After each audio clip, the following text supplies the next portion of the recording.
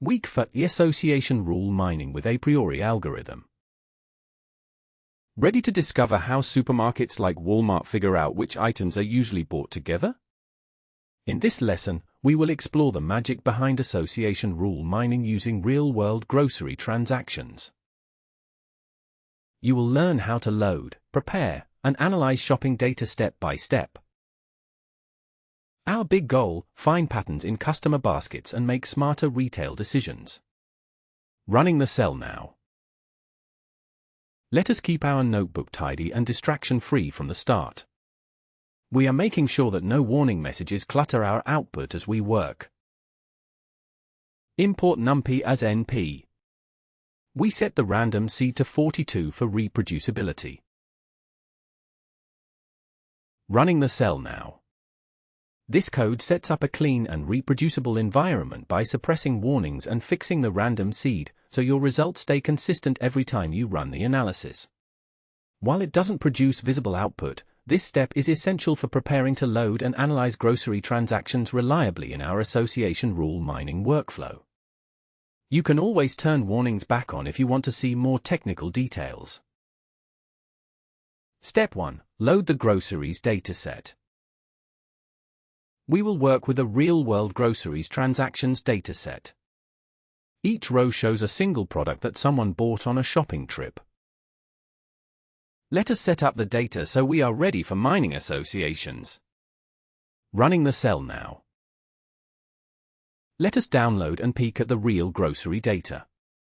We start by importing Pandas and KaggleHub, which help us work with data and download datasets easily. Next, we use KaggleHub to fetch the groceries dataset quickly. We check to see what files are in the folder we just downloaded. We find out which file is the main data we will use. Now, we load the groceries data into Pandas for analysis. Let us see how many rows and columns we have in the dataset. Here is a preview of the first few rows to help us understand what the data looks like. Running the cell now. The dataset contains 38,765 rows and 3 columns, representing individual product purchases across shopping trips. Each row lists a member number, a date, and the item bought, setting the foundation to explore product associations by analyzing these transactional details. This initial setup confirms we have detailed, granular data to begin mining for meaningful patterns. What do you notice about the columns? Which columns do you think show who bought what? Before any analysis, let us check if any values are missing in our data. We want to ensure our dataset is complete by looking for any gaps or missing data. Running the cell now.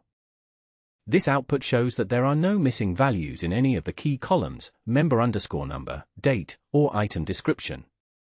This is important because it confirms the dataset is clean and complete, ensuring accurate analysis when we begin mining associations between purchased products. Try this: what might you do if there are missing items listed? Talk it out or write your thoughts in one sentence. Let us see how many individual customers are in these transactions. We are checking how many different people, or member numbers, appear in the data. Here we print out the answer to see the total unique shoppers. Running the cell now. Here, the code counts unique shoppers by checking distinct member_number values, revealing there are 3,898 individuals in the dataset. This helps us understand the dataset scope and ensures we're analyzing transactions from a broad customer base, which is essential for meaningful association mining. Now imagine you are the store owner. Would you want to know which people buy a lot? Why? Step 2. Group items into baskets. For association rule mining, we need to group all items each shopper bought into a single list, or basket. This lets us look for patterns inside each shopping trip. Running the cell now. Let us collect what each shopper puts in their basket on every shopping day. We group the data by person and put all their items together into a list. We now have one list per shopping basket, showing what each person bought on each trip. Let us print the first basket so we can see an example. Running the cell now. Here we see the first transaction basket, a list of all items bought by one shopper. Notice that duplicates like sausage and whole milk appear multiple times, reflecting quantities purchased. This grouping is key for association rule mining, as it organizes data into meaningful shopping trips to find item co-occurrence patterns. Try counting how many milk items appear in some baskets, just for fun. Let us check how many shopping baskets we have in total. We find out the total number of transactions or baskets created from the data. Running the cell now. Here, the code counts the total number of shopping baskets, or transactions, in our dataset, which is 3,898. This confirms how many individual shopping trips we have grouped, setting the foundation for identifying item patterns within each basket. Understanding this count helps us ensure we analyze the full scope of transactions in our association rule mining. Each basket is like one trip to the store. What could more baskets mean for a business? Step 3. Prepare the data for Apriori algorithm. The Apriori algorithm needs a special input format, rows as baskets, columns as items, with true or false for each item. Let us convert our data to this one-hot encoded table. Running the cell now. Now we set up the data so that each row is a basket, and each column shows if an item was bought. We import the transaction encoder, which helps turn baskets into a true or false table. We create an encoder and fit it to our basket data. We transform our basket so computers can easily check which items are present. The result is a big table with ones and zeros for every item in every basket. We put this result into a pandas data frame for easy viewing and future analysis. Here we print the table's shape to see its size. Finally, we peek at a few baskets to make sure the format looks right. Running the cell now. The output shows the prepared dataset in a one-hot encoded format with 3,898 transactions, rows, and 167 unique items, columns. Each cell is true or false, indicating whether an item was purchased in that transaction. This tabular format is crucial for applying the Apriori algorithm effectively. Notice how the shape and initial rows confirm that the data is now structured correctly as baskets of items, ready for frequent item set mining. Take a look. How many columns do you see? Why might some of them be all zeros in certain rows? Let us discover which groceries are popular with shoppers overall. We add up each item's total appearances across all baskets. By sorting, we can see which items are bought most often. Let us print the top 10 to get a feel for the store's best sellers. Running the cell now. This output shows the top 10 most common items across all baskets in the one-hot encoded table, with counts reflecting how many transactions include each item. Notice that whole milk appears in 1786 baskets, making it the most frequent, which helps us understand item popularity before running the Apriori algorithm. This step confirms our data is correctly aggregated and ready for association analysis. Pick one popular item. What other items do you think are usually bought with it? Now for the heart of association rule mining, finding which items show up together often. We bring in the Apriori function to hunt for groups of items that many baskets have in common. We set a minimum support, which means only item groups bought by at least 2% of people are considered. Running Apriori gives us sets of items that are frequently bought together. We look at the first few results to see the frequent combinations. Running the cell now. This output shows the most frequent individual items purchased, along with their support values, which represent the proportion of baskets containing each item. Notice the support values range from about 3% to 12%, indicating how common these items are in the dataset.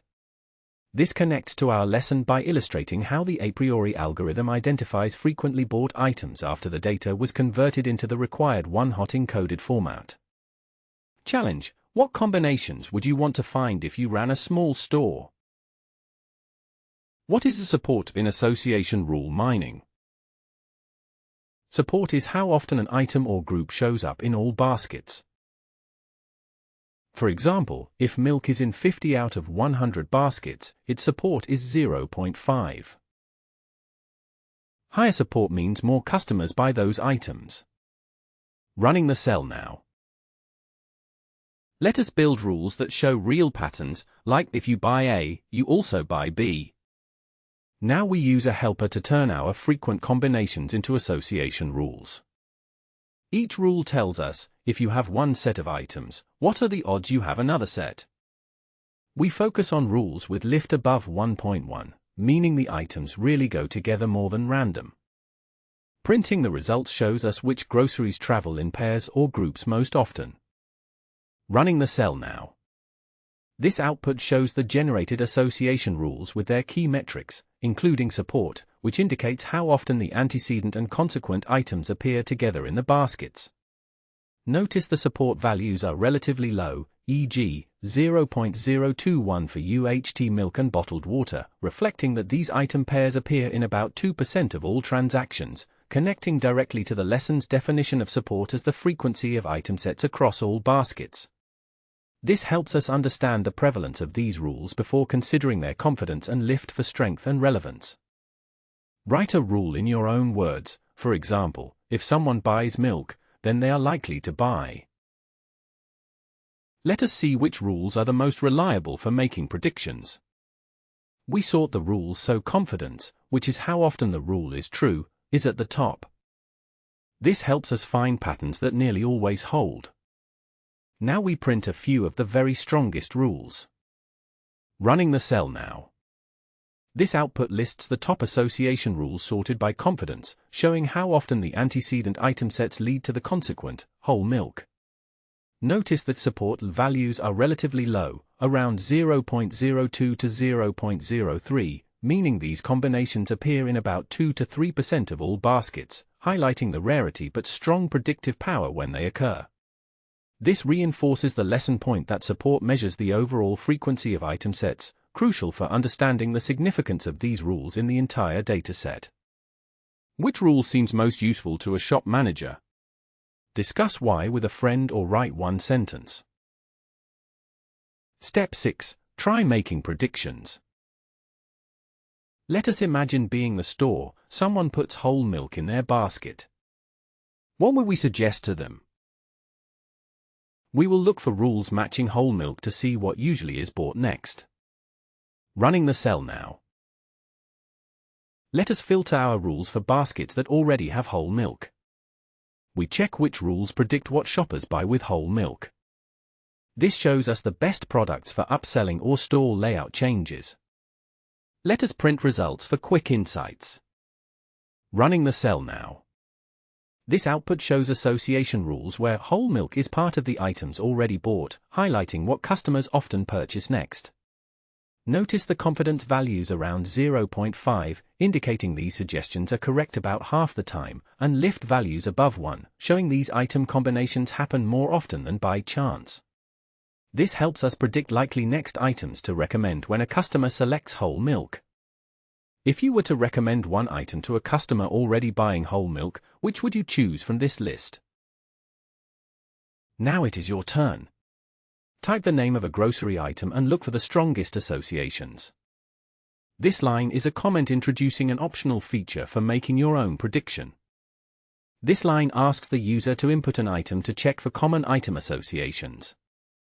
This line filters the association rules to only those where the entered item is in the antecedents. This line prints the first few filtered rules showing antecedents, consequence, confidence, and lift. Running the cell now. Here, the code filters association rules where the entered item appears in the antecedents, helping us discover what items are commonly bought before the input product. Notice the high confidence and lift values indicating strong associations with whole milk as the consequent, meaning customers who buy these item combinations often follow up with whole milk. This aligns with our goal in step 6, predicting what to suggest next based on what's already in the basket. Try at least 2 different items. Does the pattern make sense to you? If you enjoy these discoveries, please hit like and subscribe to the channel for more lessons. Recap and next steps. This week, You loaded real transaction data, created baskets, and found patterns using the Apriori algorithm. Association rule mining is a core tool for marketing, sales, and even website recommendations. Next, try changing the support and confidence thresholds to see how rules change. Practice finding patterns in other datasets. What rules might you discover in your favorite store? Running the cell now. Put your skills to the test. Choose any product and look for the rule with the highest confidence. This is a comment explaining the goal, to find the strongest rule for any item. Ask the user to input an item they want to investigate. Filter the rules to find only those where the chosen item is in the antecedents, items bought before. Check if there are any rules found for that item.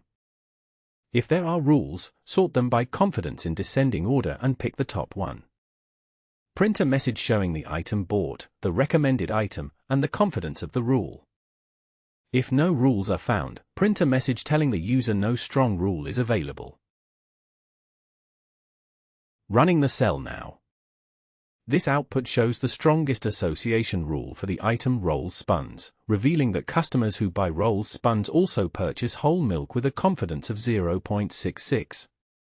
Notice how the code filters rules by the chosen item and ranks them by confidence to highlight the most reliable pattern. This reinforces the lesson's focus on interpreting association rules to uncover actionable insights for marketing or sales strategies. Keep experimenting, try this with friends, and see who finds the most surprising grocery pair. Thank you for joining Week 4. Data mining helps reveal patterns in everyday life. If you enjoyed learning, make sure to like and subscribe for more hands-on projects. See you next time for new data discoveries. Running the cell now.